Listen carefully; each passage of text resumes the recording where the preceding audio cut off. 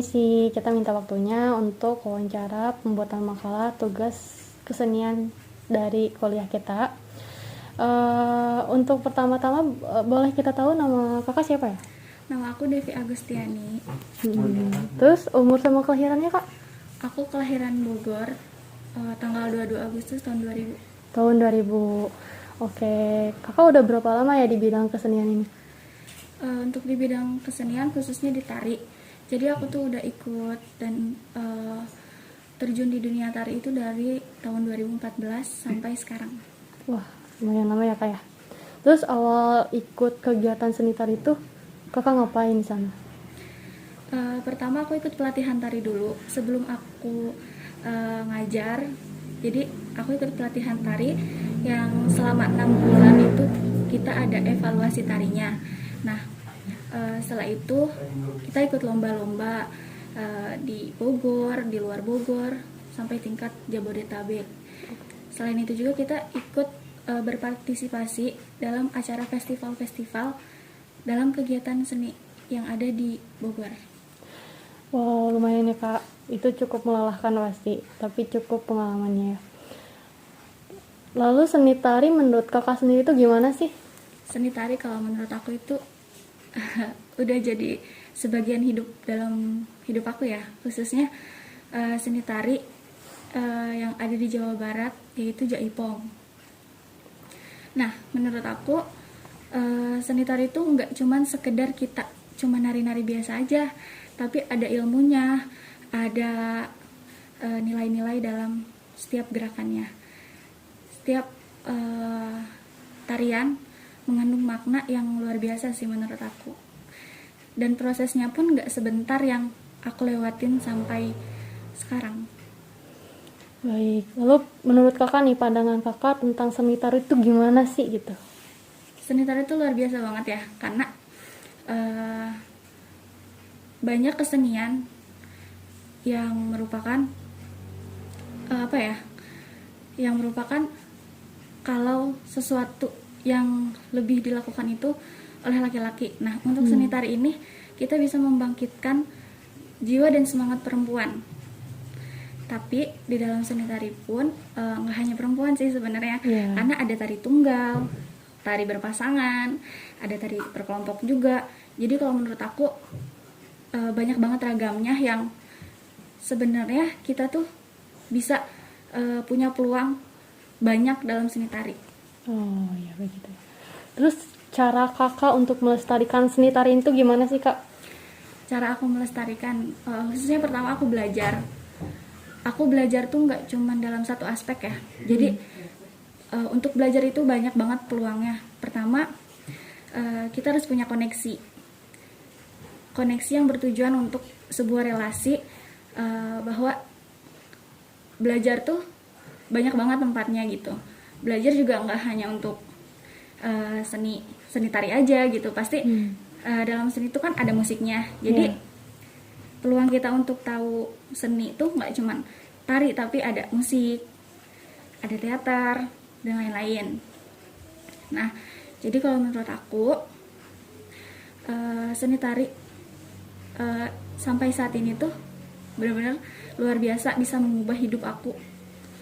Yang tadinya aku nggak tahu seni tari tuh apa sih, kok orang-orang mau sih nari-nari, joget-joget, dan ternyata setelah aku terjun, aku tahu ilmunya, luar biasa banget untuk Indonesia gitu. Ya pasti ya kak, jadi ngerasa bangga gitu ya.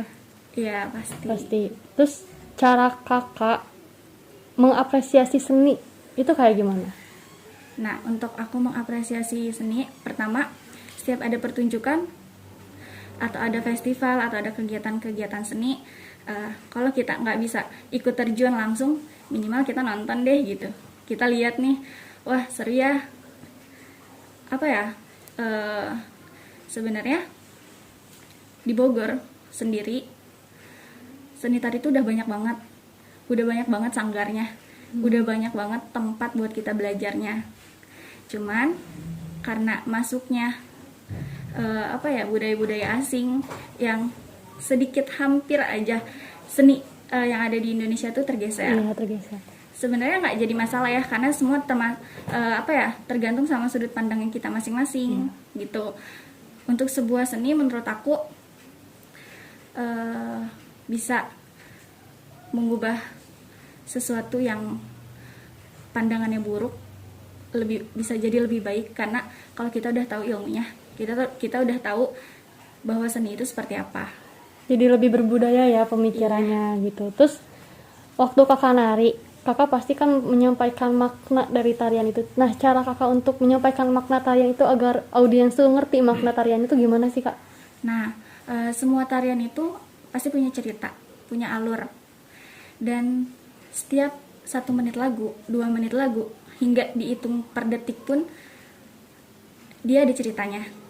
Jadi gimana sih biar orang-orang tahu kalau misalkan dia tuh lagi marah gitu. Jadi dalam seni tari itu ada 3 unsur, Pak. 3 unsur. Yang pertama wirasa. Jadi kita itu narinya harus dengan penjiwaan, harus dengan perasaan, nggak boleh asal-asalan gitu. Terus untuk wirama harus sesuai dengan musik, karena setiap musik pasti punya ketukan. Iya, punya ketukannya. Iya, terus yang ketiga wiraga, wirasa, wirama.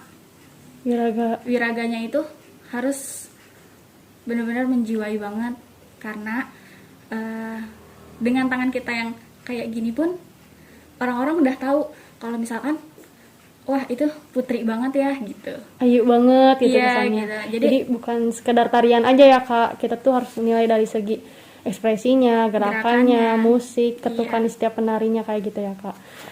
Oh gitu ya, Kak. Untuk pesan-kesan kakak untuk generasi sekarang deh yang mulai agak apa sih jaipong tuh apaan sih, risih kayak gitu. Itu pesan kakak tuh kayak gimana sih gitu buat mereka yang nggak tahu jaipong tuh kayak gimana? Kalau menurut aku begini, kalian boleh tegas sama pendirian kalian, sama sudut pandang kalian, tapi sebenarnya seni itu luas. Seni sesuatu hal yang kalian lihat itu ternyata ada sesuatu di balik sesuatunya gitu loh. Oh ya, jadi ada makna di balik itu gitu. Walaupun istilahnya anak generasi sekarang kan lebih membudayakan budaya luar ya, Kak, daripada budaya kita sendiri. Mungkin pesannya untuk coba deh terjun dulu. Kamu pasti tahu kayak gitu ya, kayak. Sebenarnya nggak harus terjun, minimal kalau kita pengen tahu atau mengubah sudut pandang, minimal kita bisa bertanya, Kak, jaipong tuh seperti apa? Karena yang mereka lihat sebenarnya sejarahnya jaipong tuh dari tahun 1960.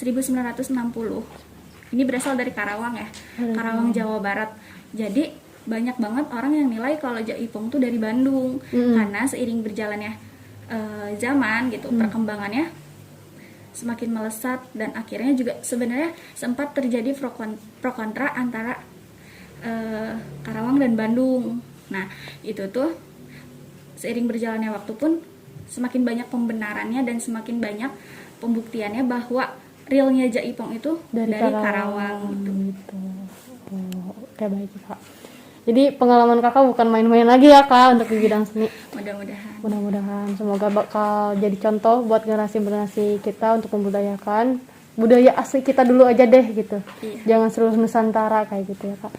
Baik, Kak, terima kasih atas waktunya. Maaf banget kita ngeganggu dengan pertanyaan-pertanyaan ini. Makasih ya, Kak, atas pengalaman sama ilmunya.